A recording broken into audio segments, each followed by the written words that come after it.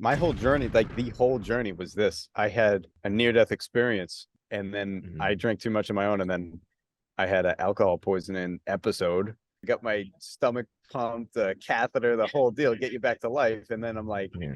wow, I'm living wrong. And I found Elliott. And then on YouTube, this is 10 years ago. That's it. Yeah. Well, I was gonna Right. give the analogy of the rocket ship, right? A rocket Yeah. at first that needs all this fuel, and then at some point when it gets out of orbit, it floats of its own accord. And that's your Right. fitness, that's your business, that's your habits, that's eliminating things that you shouldn't be doing. Ones that like kill you inside that you still have in your life, and it's been 10 years. What is going on, beautiful people? This is your favorite certified life coach, Hosam Abu State. Today, we're going to be meeting with a good friend of mine, Wyatt Gilmore. Wyatt is a co-worker in the self-improvement space. He's a boxing coach and he's a personal trainer. He's also the author of Sex Stacks and Six Packs, the Building Blocks of Masculine Excellence e-book, and I have it printed out over here. Today I'm going to ask Wyatt to elaborate on many points in this book, and to give you a little bit of a background, Wyatt and I met during a self-improvement program held by Elliott Hulse. Elliott is a strength coach and a life coach who's helped millions of men over the past 10 to 15 years. During this program, Wyatt and I got to fast for 72 hours on a roll nonstop, 3 different times, and we learned so many things that we're going to talk about today. If this is your first time to my channel and you enjoy this content, hit the like and subscribe button in order for the knowledge to reach more people. Also, check out my website for free life coaching tools to book one-on-one sessions to work with me and for a discounted monthly membership where you get to meet with me 4 times a month one-on-one to do transformative work and unlock persistent emotional and mental patterns that hold us from optimizing our relationships, our careers, and our self-image. So without further ado, let's go to the podcast. What's up, brother? Right on. All right, so where are you in the world? So I'm in Boston. I'm 30 minutes out of Boston, but Oh, that's like cool. the region, you know. Nice. I'm in Maryland, so we're both on the East Coast. Oh, we'll have to link up, dude. Yeah, man. So tell me about your journey, man. How did you get into self improvement? Like you and I met with Elliott Hulse in his group during the initiation. When did it start for you? Was Elliott your first mentor? Did you start doing something else? How did it happen? Yeah, so my whole journey, like the whole journey was this. I had a near-death experience and I found Elliott. And then on YouTube, this is 10 years ago. And then I was like, wow, he really has something to say about working out and all these things. So gave me an outlet Mm. to channel all the problems. And then Yeah. I just kept following. And then here we are 10 years later, he's building these programs. Um, well, back up a bit in 2020, that's Mm. when I first joined the King's program. Can you tell me about the near death experience? Yeah, that was I was a drinker, right? I was a drinker with my dad, Yeah. and that's where I learned the habit. And then I Mm. drank too much of my own, and then I had an alcohol poisoning episode. Yeah. And but I was a lost young dude. I'm still a lost young dude. I don't think Aren't you we ever all? completely, yeah, you're never Yeah. completely out of that, but Yeah. you get different elements that are more resourceful. Mm-hmm. Right, that's what we talk about in there all the time, like that wild man spirit. You got to bring that on and make it resourceful and not let it Yeah. rule your life, right? That's a great point for anyone that may listen to this as well. That it's not like a life coach is not the person that mastered life and is done, or a guru is not a person that's done. No, we're all on the journey. It's ever expansive. It never ends. It is never complete. Yeah, Right? yeah, yeah, you're never done. You're not done until you're dead. Yeah. Always atoning with the Father. Right. Okay. So you had a drinking episode, and then Yeah, it was you like went to it the was part of the. hospital. What Oh happened? yeah, I got my stomach pumped, catheter, the whole deal, get you back to life. And then I'm like, Yeah. wow, I'm living wrong. And then I start watching his YouTube videos, boom, boom, boom, just like all the time, getting the Yeah. training. And then like the life coaching he puts behind that. He's like, hey, you wanna get in shape? That's cool. Here's the bigger picture. Who are you? Mm, What are you doing? What are you building to? What right. say seeds are you planting? And it's funny, we're always planting seeds, but we're not aware of what those seeds lead into Mm-hmm. all the time. Yeah. And you got to be super aware of what am I planting. Actually, so I was reading your book. your ebook, Sex, Stacks, and Six Packs, The Building Blocks of Masculine Excellence. And there's part of it where you say compound interest is the eighth world wonder. I think Einstein said that, like you quoted him or something. And even though it's said to be about money and finances, it's also about those seeds that you're talking about. Every day we make these little decisions and then they compound. So whatever our daily habits are, the work that we put in, even when we improve a little bit every day, that compounds, and then the exponential growth happens. And vice versa, if we have bad habits every day, bad thoughts, bad decisions every day, they compound, and then the exponential down spiral takes the same path. Yeah. So and it's like so you connected with Elliott on that existential kind of philosophical kind of thought. yeah, yeah, right Yeah. on. And then it's like I was like, I need to just download all this into a thing to go forward with for me, and then anybody Yeah. else I can touch that into, hey, read Yeah. this. Right. That's And cool, the man. delayed gratifications, like if you don't delay, then you're Yeah. probably just hitting the cheapest stuff. You're just Right. hitting the beginning of it. Yeah. So you also you teach boxing, or you do boxing? That's right. Okay. Did that happen before you came across Elliott or after? That was after, he has like a lot of like destroy yourself kind of uh throw yourself into a fire, take on a big goal, move out of your parents' house, screw up your life, completely just Yeah. throw away all your comfort. And so I got Yeah. into boxing kind of out of that, a lot of inspiration from my dad too, because we Mm. were always into working out, but like without everything getting understood. So like fitness Yeah. was always there, but then it's like, well, how are we approaching this? What position are we putting ourselves in? And so Yeah. like it's that healthy masochistic nature that we want to Mm. bring into our workouts, bring into your life, and Right. for the bigger goals. Like this, Jordan Peterson says it like you make a contract with the highest conceivable place that you want to get, and now you have to wait for that, but be like plotting and planning and grooming that goal. Yeah. The other side is you can make a contract with the lowest place and Right. not know that you did that. Yeah. That's the popular pain equation, is that there's always pain, and we either choose less pain now, more pain later, or take some pain voluntarily now, and in the future is going to be less pain. Yeah. I remind myself every day that I push the boulder up the hill. I push the impossible boulder up the hill. And that's just reminding myself that I have to do the boring work. I have to do the hard work, the everyday stuff. There's just no way around it. I just have to do it. Whether it's, working on myself, my emotions, working on my skills, whatever it is, building my business, going to my 9 to 5 and being responsible.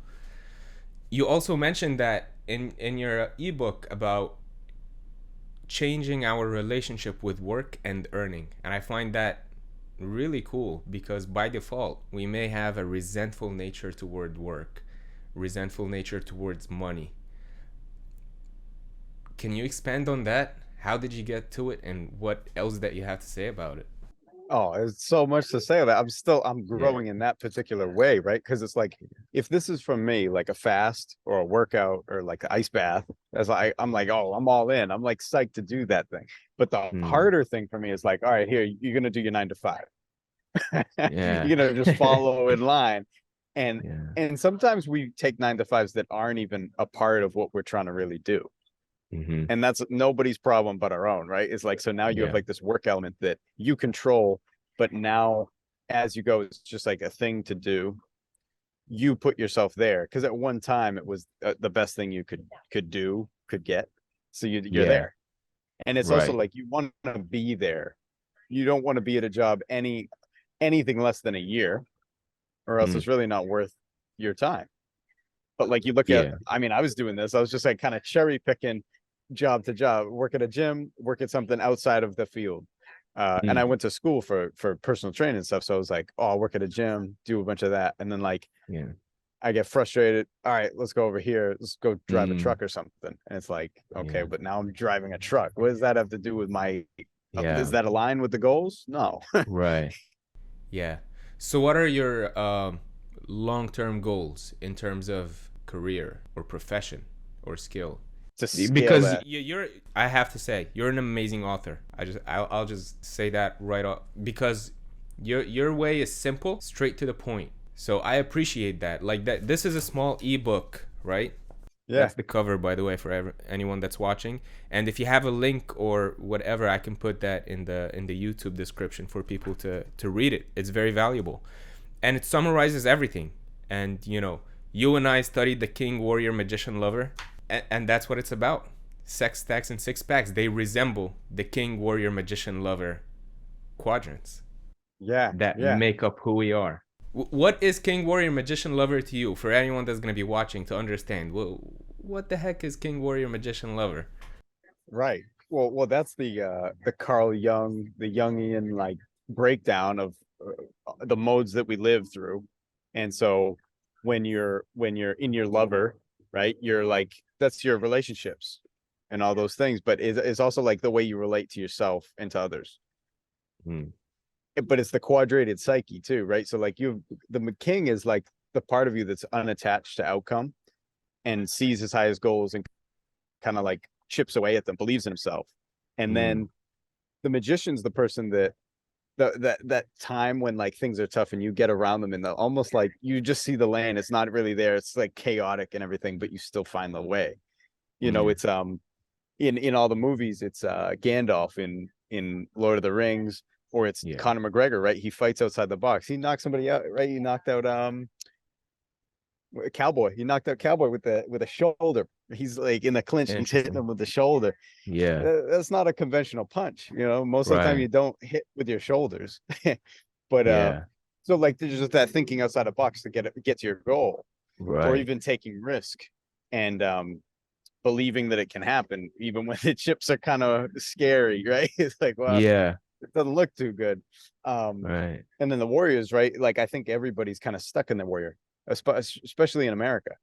Mm. we don't Stuck in we the have we mind. have stuck in the mind attachments to the lover that turns like we're chasing after that pleasure to get back to the warrior, and we ignore our king almost entirely, and we feel Yeah. like we have to have the outcome to be in the kingship. Right.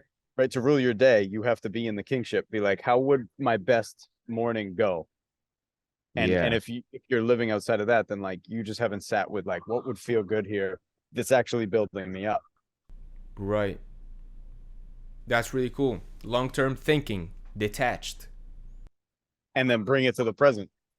Mm-hmm. Right. But so Yeah. the quadrated psyche I was mentioning, we talk about that a lot. Both of us Yeah. in our program is that being, how's that go? Yeah, being, thinking, doing. Right. I say king is being, it's the spirit. Warrior is thinking, and magician is the emotion, and lover is the body and it's the feeling. And I have a little bit of spin on that as well. I say that king is higher emotions and the magician is lower emotions. So higher emotions is enlightenment, joy, love, and lower emotions in the magician, that's anger, aggression, violence, things of that things that are earthly. We have the father of heaven, the god of heavens, and the god of earth. We call it Mother Earth. So that's the chaos of earth, right? We have to be grounded, and yet we have to have lofty ideals as well. We need both. We need to expand and stretch to both. Like a tree, it has deep roots, and only because it has deeper roots, it can reach higher into the sky. And then on the level that we live at, this 3D world, then we have the mind and the feelings, the warrior and the lover. And we just balance, we dance through all four quadrants. And look at how you just drew a cross. Right. It is a cross. Right. Yeah, it's like you're shooting up to the stars as high as you can go, and then you're going as low into the muck and the problems and all that. And then you got to Right. use these other, you got to pull these over here. And then it's like you're almost, when you think of like your outstretched arms, you're reaching that out to everyone around you, because as you use upper and lower to get through everything, you're showing other people. Right. Because you're involving them. You're involving right. everybody. However we That's right. live, however we decide to live, we're involving everyone. Yeah. the best way to improve the world is improve ourselves. Like every little thing that we do every day, like you speak about daily habits, and I'm actually curious, what are your daily habits and how they have changed from 10 years ago or 1 month ago? My daily habits, I'm a habitual guy. I get into a routine. I never want to change it, and sometimes it's too much. But the routine evolves as the days pass. Some people think when I tell them that I like routine, that every day is the same. Every day looks the same from the outside, but internally, a lot is changing. Yeah. Yeah. Well, Yeah. what you described, that's that life and death, because as soon as you get on the horse, you're now alive. Like, all right, cool, we're running every day, we're lifting, or we're doing XYZ thing, whatever it is. Like, Mm, oh, I got to read every day, I got to write every day. And then all of a yeah. sudden there's a death because something disrupts this. You go on a trip, uh some emotional shit happens with work or something, and all of a sudden, oh man, like I had an overnight, dude. How am I gonna write in the morning? I wake up at 5:30 if Mm, that's the goal, 4 right. a.m. or something. It's like, oh, now that can't happen today because you got to adapt, you got to adjust, Right. you get a new goal, and now you're in that like, how are we gonna fit the goals I just had and put them in with that? How's that gonna happen? Yeah. How is your writing process? So with that, I was sick as a dog and I couldn't do anything. And Mm, I was like, all right, I'm gonna sit here and write something that I could give to somebody, and it will help me trigger back into the routine I was on. Like mm, it broke my whole, I was really fasting focused lifestyle. And then I was like so dead that I was like, I don't know if I want to push right now. So I'm just gonna allow myself to eat. And I'll yeah. get back on my fast after that. So that was birthed out of doing those 72 rolling fast, 72-hour Mm, rolling fast. And then I was like, dude, I'm not gonna push right now. I'm just gonna recover and then do it when yeah. I'm healthy. So I sat there and wrote that. I was like, what do I know about fasting? What do I know? I only know so much about uh fasting and finances, and I want to get better at those. So making that the lifestyle, and then the fitness is like, that's always been my release from when you don't know what to do. When I'm lost on something, it's like, all right, no one can take away your fitness. I can't even Yeah. take away my fitness. Like Mm, right. your work goes up and down, or like you might feel all right there, and then you might not. Hmm. You'd be like, wow, this is screwy. You can always go Yeah. for a run. You can always meet up with Right. some guys and your best buds and go to the gym. Yeah, that's cool. So I'll try to lump in two questions. So you mentioned best buds and go to the gym, and you also mentioned, when we hit walls in our journey, we get sick, our flight gets delayed, whatever, we have an overnight. You mentioned that we have to attach our self worth to the effort, to our daily habits, and not to the outcomes. I think that's very important because I myself, I feel frustrated a lot of times. I'm not progressing fast enough. I'm not achieving my goals fast enough. But then I take a moment and I look at the effort I put in. Like I'm putting maximal effort to my knowledge, to my perspective every day. And also, the progress that happens, it may be subtle, but a lot of progress happens. Like when we track who we were, that's why it's also very important. Like the first part of Elliott's program is knowing yourself, taking these personality tests and personal assessments. Are you a king, warrior, magician, lover? The 16 personality test. Are you a diplomat, sentinel, analytic, or an explorer? By trying our best to know who we are, it's easier to know how much we've advanced. But if we don't know who we are and we are only a result of the environment, it's hard to track where we advance because we change the environment and we change, and then we change the environment again and we change, but we don't have this anchored reference of who we are. Yeah, Yeah. know yourself, and you're always getting new updates on that. you know, Right. Yeah, so when we put our self worth on our efforts, it's easier to keep going.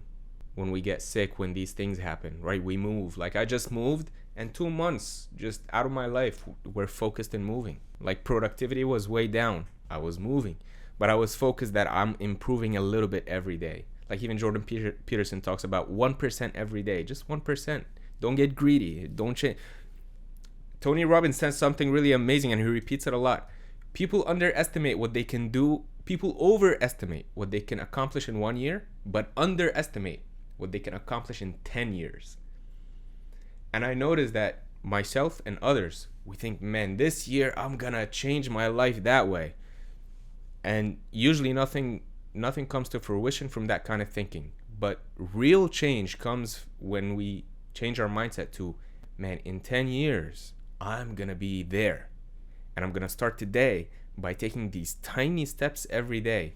Like if two boats start at the shore and one is angled 5 degrees to the west, and then they start, after thousands of miles, these two boats that started almost in the same spot ended up in completely different places on the globe. And that's when we think of, where am I going to be in 10 years, rather than thinking, where am I going to be at the end of the year? Right. And you It's can that inform long-term yourself thinking. so poorly that like where I'm starting out isn't enough. Whereas the small chips along, it's like how do you build a statue? Like you have to keep honing that thing, and if you're not doing that, well, then you definitely won't have a statue at the end. You'll still have a block Yeah. of whatever you had, right? Like wood or whatever. It's got to keep getting that maintenance. But we don't Yeah. like constant work. There's a great documentary, Stutz on Netflix. Yeah. It's by Jonah Hill and his therapist. And they're pretty cool. Like he adds in a lot of the journaling, a lot of what you're bringing up about how, he calls it the tools. What are your tools? There's things that you identify as a problem. And that was like, have you ever decided to like make a tool book for yourself? And we don't. We just don't think like we can. But it's like you can write out a manual like, hey, when you feel this level of frustration, time to take a break for a minute. Take a minute and breathe, right? And if you start applying that, boom, that's a tool for you. And then you just keep stacking tools. And now that's like, if you're doing that, and as life happens to you, because that's the other thing is we're not that precise a lot of the time, right? Like we're in a good way right now, and then like maybe you drop your computer, like I got the bike over there, maybe I fall off the bike, like dude, that would make a whole new day for me, right? Right. Yeah. But it's like, well, you just have to react to everything as well as you can, and then apply the next tool. Right. So I think we're touching here on emotional regulation. What are tools that we can regulate our emotions? Because the emotion is the most chaotic part of us that we don't understand. We don't want to go there. Yeah. And we don't want to go there. We don't want to go there. And it can be very destructive. And if we avoid it, it is still destructive. Yeah. If you avoid it, right? What you what's that little rhyme? It persists. What's that rhyme? Yeah. What we resist persists. Right. 100%.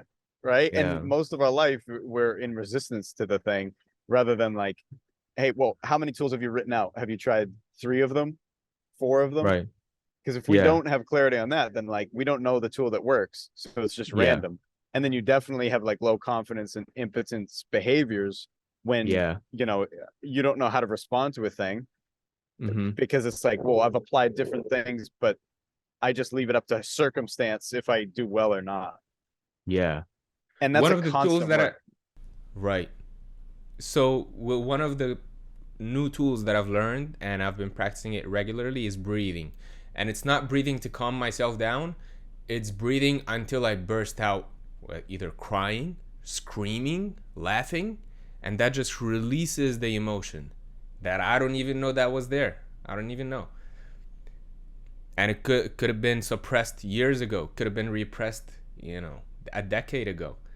That's one of the tools that I find to be effective. Yeah. I've done a ton of the Whim Hoff breathing where that exact thing is going on, right? You're sitting there breathing, and then all of a sudden these like deep emotions come up, and you're like, I wasn't happy 2 seconds ago, or I wasn't, you just move all of a sudden like water, like a huge raging wave is going on, and then it's calm, it's cool because you did breathe. Right. Yeah. So that's a tool, but it's also like it's limited in this. I find is that when I'm sitting breathing, I'm in my condition, I'm in my bubble. It's a perfect condition for whatever, and I can just wait this out. The bigger challenge is how do you relate to others, because they're always going to be maybe resistant to what you ask them. And now how do you apply a tool right then? Yeah. It's hard to think on your feet like that. And this is where it's like almost you got to be improv actor to figure out what's the tool here, and maybe Yeah. you apply 3 of them in that one moment. And Right. that's where you're really mastering your life. Like your boss gives you some attitude and you're like, well, maybe your habit is to clam up. That's most usually that's mostly seen, right? Passive aggressiveness or clam up because they're your boss. And Yeah. obviously you need to be respectful. And it's like, hey, we're just here to work, dude. We're just here to all pay our rent and just do Right. what we say. Mm-hmm. But at the same time, you're Yeah. human and you want to be like, dude, don't talk to me like that. Or like, Mm-hmm. what was that? Where'd that come from, dude? You know, you're telling me Right. XYZ. Like, just give me the facts. Leave the That's emotion right. out. And that's where sometimes we don't want to be at the backlash of somebody else's emotion when it's not Mm-hmm. like fit for how we want it to be. So preference, Right. Yeah. right? We have a preference of how other people want to be towards us or ask us things. And it's like, whoa, Mm-hmm. now we're lost in the sauce. So that's where the tool of breathing amongst those situations to pick your response, hold some silence. Like, so you want this done? Ask more questions and just be curious rather than like frantically jumping around, needing to move things, get things done for people. Yeah. You don't need to please them. Whatever emotional state they're in is like, you got to be okay with where they're at. Yeah. Holding some silence is very powerful.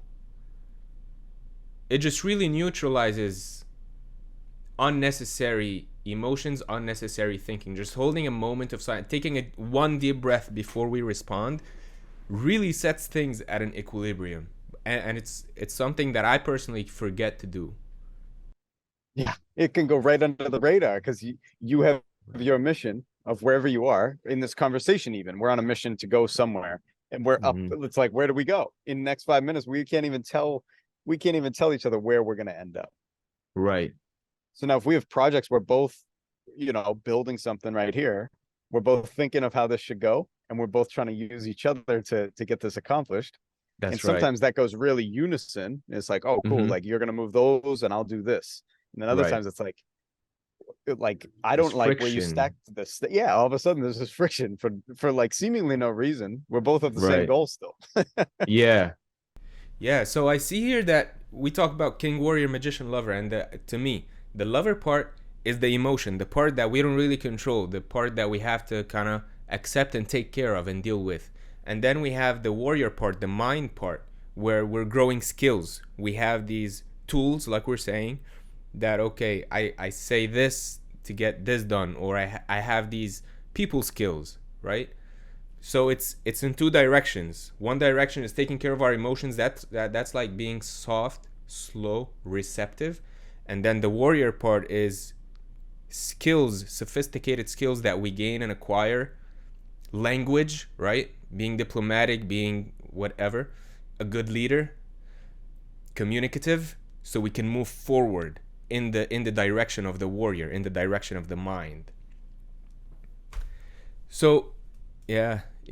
Something else you mentioned is go to the gym with your buddies, and you also mentioned in your book that you have to have this small group of men or small group of individuals, like a masterminds group in life. What do you think? Why do you think that is so important? What is the magic in it? The magic is in the mirror.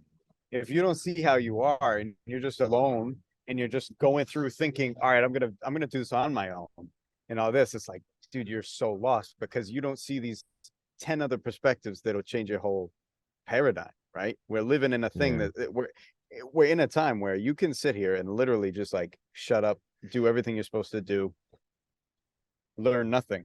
And Yeah. maybe you will lose friends along that way if you're like super self-focused about getting it done on your own. Mm. Who wants You to be lose. alone on that mission? That's right. It becomes barren. It becomes empty. Yeah. And we talk a lot about generativity and generosity. And it's like if you're not putting yourself out there to have people help you, you're not that generative. And even if you do get it, right, this is the pride before the fall kind of deal. It's like maybe you get what you wanted, and then Yeah. you have problems now. And it's not what you thought it is, right? Like scaling the business to like a really impressive level where your stuff's covered, but now it's like, well, maybe I didn't layer in some helpful people around me to support Mm. me. Everybody needs a support system. I don't care who you are. That's Right. why the army isn't just the best soldiers, right? The best soldiers do really tactful things, and then there needs to be a ton of other people to support that. Right. So right is like you have quadrants of people that are like waiting for orders, Yeah. or else nobody's getting it That's done. that's cool. That's like tapping into synergy. Like I really like Seven Habits of Highly Effective People, and the last habit is about not the sixth habit is about synergy, and two of us can accomplish more than each of us can accomplish singularly combined. So 1 plus 1 usually is equal to. In synergy, 1 plus 1 can equals 47. 1 plus 1 can equals 800. Not only the sum of what I can do separately and you can do separately. And that's the importance of a team. And also, from my perspective, when I read that, what came to mind is that the environment's always gonna win. So if I'm by myself, isolated, trying to get better every day, trying to build a business every day, the environment's gonna win if I don't have a supportive environment. If my environment's not supporting me, I'm not gonna grow. But if I surround myself by people who are striving, by people who are aiming up, I'll grow even automatically. I will not need to use all that willpower, because a rising tide just carries me, lifts all ships. That's it. Yeah. Well, I was gonna Right. give the analogy of the rocket ship, right? A rocket Yeah. at first that needs all this fuel. Yeah. We'll let that just run. Actually, I'm not hearing any noise. Oh, you're not hearing any noise. Wow, there was a No. huge siren go by. I was like, I can't even think. But sorry about that. The It's rocket, okay. right? It has all this fuel, and then at some point, when it gets out of orbit, it floats of its own accord. And that's your Right. fitness, that's your business, that's your habits, that's eliminating things that you shouldn't be doing. The Right. ones that like kill you inside that you still have in your life, and it's been 10 years. And you're like, I've done this, nothing's worked. Yeah. That's really cool. Actually, I feel that in my life, because I've started on this journey of on trying to make this my business, self-improvement and life coaching, about a couple years ago. And I feel that it's like starting a car or like starting this rocket. Like I put all this fuel, all this energy, and then I kind of run out. So then I stop, and then I fuel up. It takes me a few months, and then I start again, and then I'm a little bit ahead, and then I run out of gas. It keeps happening. I feel like I'm on my third wave right now. I'm on my third big wave right now. And I'm hoping that on the fourth wave, right, on the 4.5 or 5, then it's gonna be a smooth sailing. And each one of you gets smoother on. And you might need like how you described it in those, you might need even in those, maybe those are macro like that, but there's a million little micro ones. Like just the Right. fact that you say I need to take time to like recoup, refuel, that Yeah. might be the conversation with your friend at the gym, or like a mentor that you talk with every month or something. And it's like, I don't really have to work on the thing. I'm just going to leave it where it is, kind of do the task that I have to do for it and leave it where it is. So then I can get that insight, get that fuel, and get that contagion of like the excitement about this thing. Right. And that's using other people. And you can't always get that on your own, because you'll just see where it's limited and be like, I don't know what's next. I don't really know. Yeah. That's cool, man. You also mentioned about fasting, that it's diet and fasting, that our body is the machine that operates our life. And when we eat healthy, we move smoother. And then something interesting about fasting is that it reveals our emotions, our shadows. What is your experience with that, or what do you have to say more about that? Yeah, well, there's two sides that start to come up on that. Like when you take up fitness, when you take up fasting, when you take up these things, it's usually because you think you're going to improve yourself. It's going to break you down at first, right? And so it's like seeing what kind of energy, what kind of things have I routinely done. So you might get your coffee in the morning, you might feel like you need all this extra thing to get stuff done. You need the Red Bull and all the coffee or cigarettes, whatever. And then all of a sudden you're like, dude, I get energized by my breathing, this subtle thing, or I get energized by just listening outside to the breeze in the trees, right? And now you Yeah. have this other energy system that you're able to run, but it's so subtle Right. that you usually ignore all of that. And it's from rest and nothingness, right? That space between Yeah. meals. That's why typically in the morning you feel way better than you feel at like 6 o'clock at night. Who wants to start a project at 6 o'clock at night? Yeah. You wake up, you're in a groove already because it was a time of nothing. And we usually Right. don't value the nothing. We usually value the action, the warrior. Let's get shit done. Let's Yeah. go. That's right. I actually experienced that last week. I was at work and I ate something sugary. You know, at work every other day there's usually like donuts or chocolates or whatever.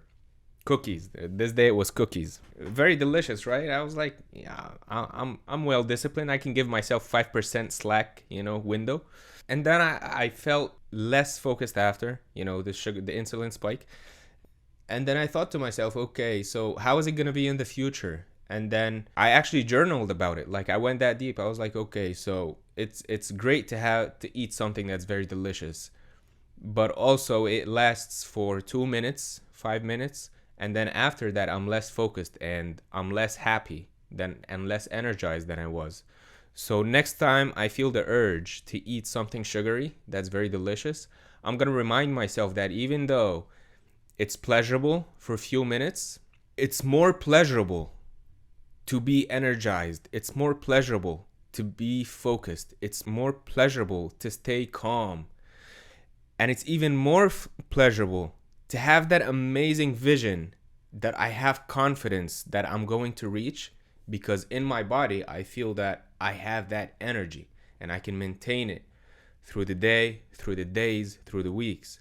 Yeah. And the fasting too, with like right at the beginning, when you begin that, it's like, well, I only have this amount of energy anyway, so why would I take away that? What's that going to do? And you don't know that Yeah. other side. So there's that fear of that unknown. You don't know, like, how am I going to process this thing, and how am I going to go through my day, you know? Yeah. And now you have to really trust that there's something else that'll guide you. And that really is where like the crux of your trust start to build, because without trust nothing gets done. Yeah. But it opens up all these other spaces when you do that. And like we talked about, like, you're not going to be perfect on your fast every time, but you have all kinds of fasts. You have Yeah. fasts where you really are like, dude, I'll never eat again. You have Yeah. fasts where you're confident, and then you have other Right. fasts where maybe you're weak for some reason, and you shift gears back to eating. You give yourself the cookie, you get Right. that little hit, and you're back to where you are. But it's like, Right. what I find too from the fast that I got awareness of more, when I was fasting for whatever reason, I realized I was running in this process of thinking, well, I'm going to be more valued when I achieve things. Yeah. And I didn't really value where I was right now until I stripped away all the things that I was chasing, right? Like I was like Right. getting the energy drinks and all those things to get my stuff done, to get things done. And then when you Yeah. pause, you're like, I'm good right here. You just Right. let go of all that. It's like the So, first time that you do that. right. I did realize, like, when we did the initiation the first time, we had to fast 72 hours on a roll, three consecutive weeks.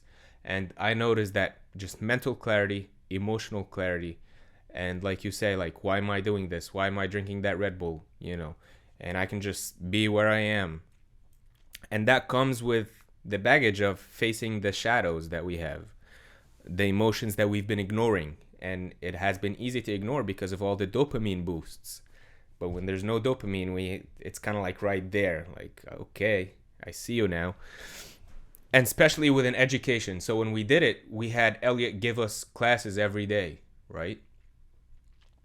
I wonder if you have done the fasting at times where there was no specific education. I did one round. I did the first round and that was it. Other rounds, I did them. I just continued with my life. Like I took the benefits and the good habits that I picked up, and I continued with my life. I had a lot going on. I couldn't attend the daily meetings and all that. And so I wonder if we still fast, but with the regular life, no education specific to emotions and psychoanalysis, do you still get the same benefits? Yeah, I believe you do. Mm. I haven't stopped. I now do like the 18-6. That's my split. I didn't Yeah. do it today. I've been off a little bit, to be honest, but like, Yeah. see, it's just knowing that you have that tool to go back to, and then when it's at the right time, you're like, I can't wait to fast. It's just like everybody Yeah. knows, oh, that workout, you don't regret a workout. Like even if it's just jumping jacks in the park and take a walk, like you don't regret that time. Maybe you had resistance to get there, but it's like when you get there finally, oh, that felt good. And now I have that tool where it's like, I know the next, like I go to sleep, wake up, you're already so many hours fasted. Dude, if you just hold out, get that space, you'll feel really good from doing that. Yeah. And do your journaling and layer in all these other habits, you'll feel even better. Get that Right. walk, and Yeah. I think it's always a continuation um that is never done, right? Because even if you end the fast, it wasn't a failure. Any portion of time spent with nothing is better than just like falling asleep again. So Yeah. once you break that habit, you'll always know I can go back to do nothing and I'll feel better than if I was eating. Right. So actually, a realization just came to my mind, maybe the first time, or the first time I speak it out loud. Before I did the initiation, I always had a hard time sleeping without a full belly. If I ate a small meal before I sleep, I'm gonna wake up 2 hours later and I'm gonna have to eat something. And during the fasting 72 hours, obviously every night I had to go to bed and fall asleep on an empty stomach. And now it's been few months and that's gone. I don't have that need anymore. Every day almost I sleep on a small last meal, and that's been cured. I've had this habit for 30 years and now it's gone. So you mentioning that, I was like, I realize now, oh, actually a lot of things have improved from fasting.